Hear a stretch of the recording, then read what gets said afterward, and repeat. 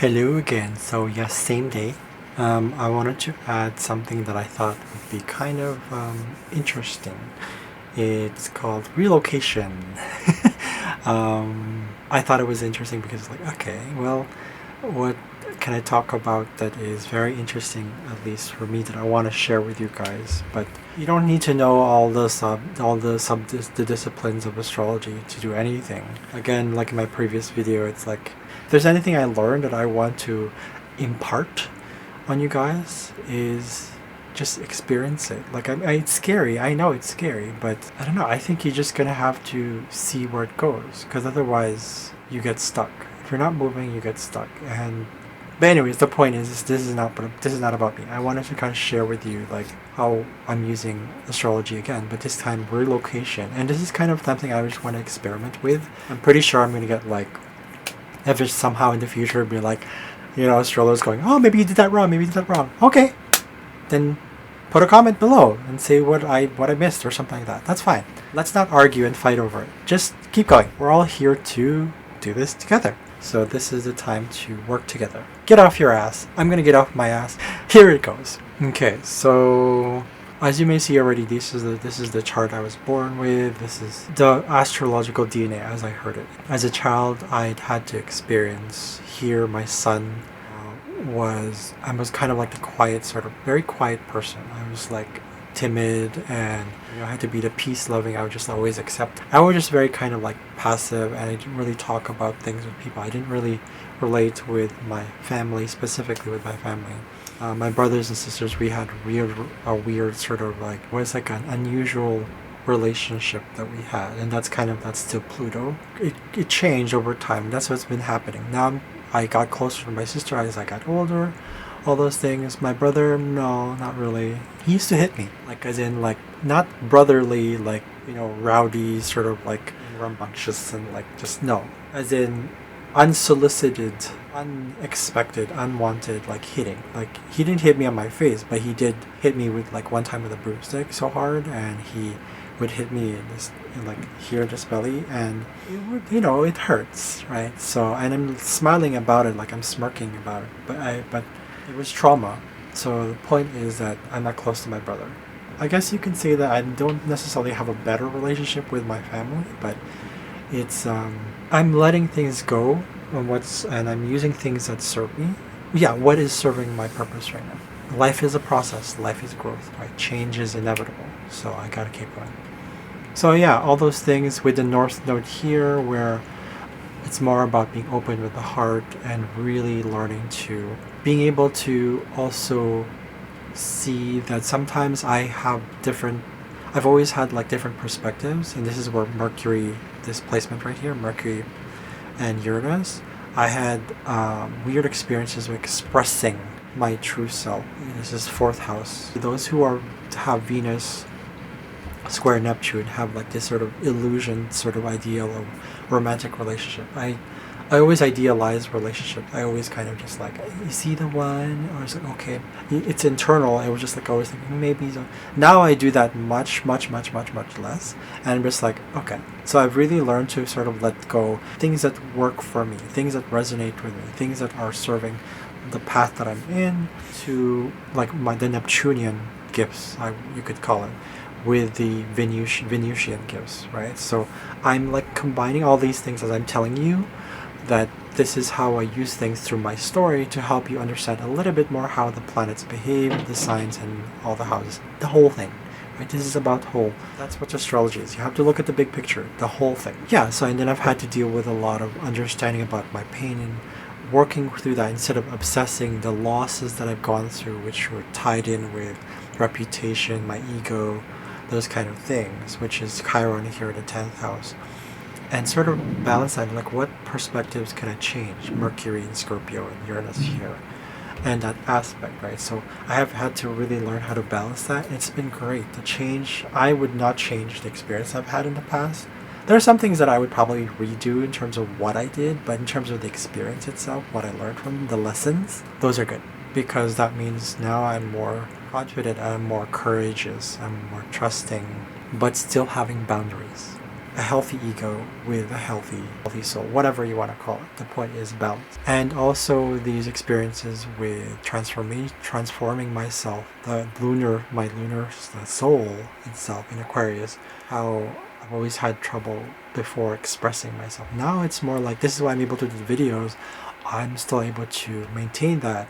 You see the way I talk, it's very Scorpio, kind of like but it's also very unusual, which is the Uranus thing. It's like a, and then, but I've learned how to really like balance that, especially when I've had the time to know myself, fourth house, and transform my emotions and see how can I guide, not so much not control, guide my emotions and my thoughts, Mercury, Uranus here, to balance themselves and find a strength in both. Same with my anger, all those things where I need to learn how to to redirect that anger. Or it's that Sagittarius, right? Redirect that anger towards something productive, which is, it's kind of like similar to sex. You don't want to always like all that stuff, right? Sorry to sound so male centric, but you know what I'm saying? It's like you want to redirect that energy into something more creative, more productive, producing. I'm still learning the whole thing. So anyways, that's the general gist of like what I've seen here. So when I moved to a different place, you notice that it looks a little different, but actually the planets more or less stay the same. I noticed that there's something that didn't stay where they were, which is the part of fortune, because it's not a planet. The planets and the signs stay where they are, except the houses move. So that affects the energy from the location. That's why it's called relocation. You work with the houses. When you move to a different location, you feel a little different. Your experiences are different. You still have your same experiences, like, for example, like Sun-Pluto aspect here. It's still going to feel the same way where you have all these things. But now, where they happen, or in what area of life they tend to feel, the feel is a little different, then that's where it is. So when I moved to a different place, naturally it went from water to hotter. You can see here I have Sun in 4th house, and then it moved to Sun in 12th house. So now I looked at it and I was like, what the experiences that I have in the past 25 years? I was like, oh, that's right. I was still like hidden, but this time it was more about, there's a bit more spirituality. There's a bit more experience with finding my vitality and what makes me happy through internal processing. Like a lot more like escaping, a lot more self-development, a lot more of that. Of course, it also meant that I also had things that I just neglected with myself. When I was back where I was, actually what happened was I was more like creative through the family environment, through what was given to me, through inheritance. That's the 4th house stuff, right? But then when I moved, it was just like, oh, now it's different. It's a different feel of that sun solar energy, of vitality, energy, and generosity. Even the father figure, my father was less about the family. He was like always out and doing his own thing. It was, yeah, and I felt neglected about that, and I said, oh, okay. So then what happened was I started to believe that I was neglected rather than, not so much rather, but in addition to. Like usually I used to really highly believe that I was like, I had to deal with series, like nurturing self-care, that I would only process it internally through like my subconscious. It was unheard of, it wasn't brought out. But this time it was brought out when I moved here. And series was now in the 9th house, which was like, now I still had this belief in it, but now because it's out in the open, it's more like, okay. So what does that mean? I have to understand and really change that belief and change in a different direction, expand and grow through that, which is the 9th house stuff of series, which is now more like, oh, now I understand it a little bit more, which is great because now it's like, okay. I don't always have to shine, right? And that's okay.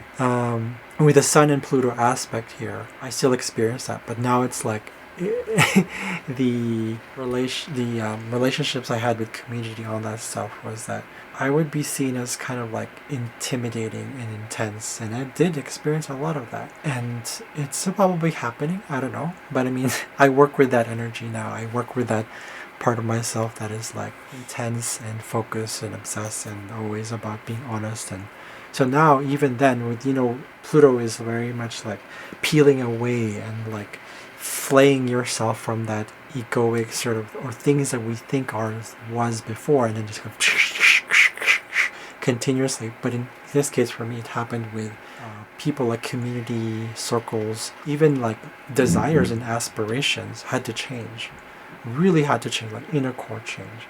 And that affected my own subconscious understanding of what made me happy, which is 12th house sun right here. I didn't really talk a lot about Saturn's Jupiter here, but I don't want to talk too much because I only have a limited amount of time.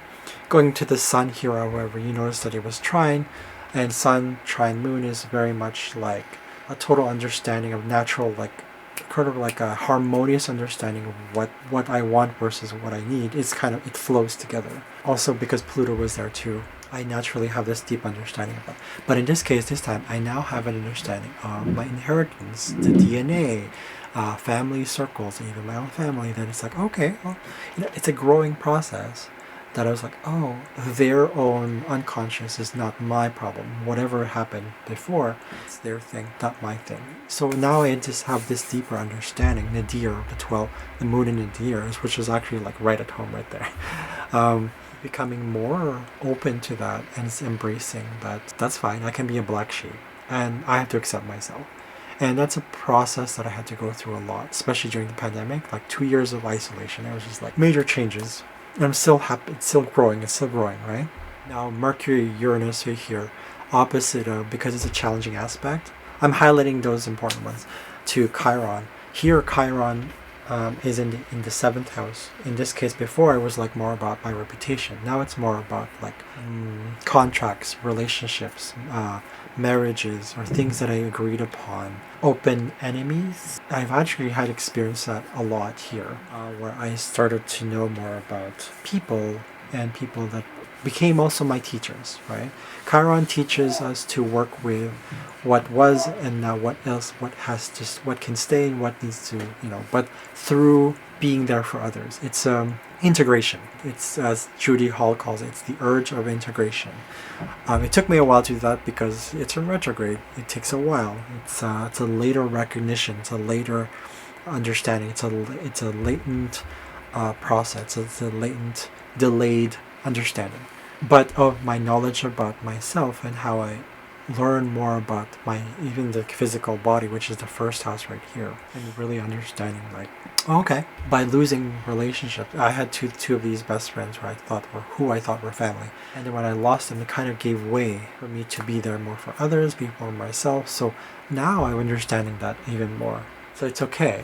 Chiron also is sort of, there's a similarity between Chiron and Pluto, but Chiron is more about the wounding that is, it's transitional wounding. Pluto is more like inner core, not transition, but that's more of like the cause or the result of that.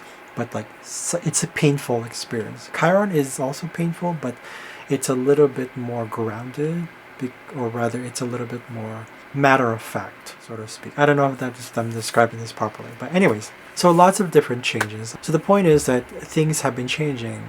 I still have the same experiences, but now where in my life they're experienced has changed quite a bit. So this was fun for me. So in any case, and if you have any questions, comment. Always communicate. Keep the communication open flow. Anyways, I'll see you guys later. Bye.